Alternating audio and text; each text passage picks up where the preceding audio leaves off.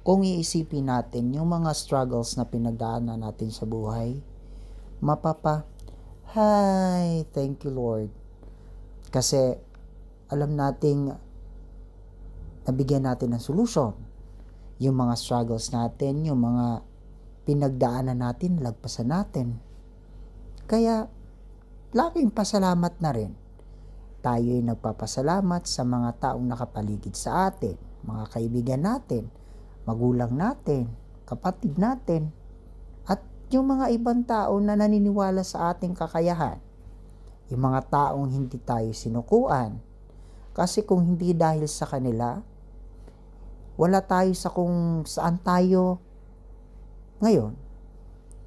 Ako nga'y lubos na nagpapasalamat sa mga taong talagang naniwala sa kakayahan ko.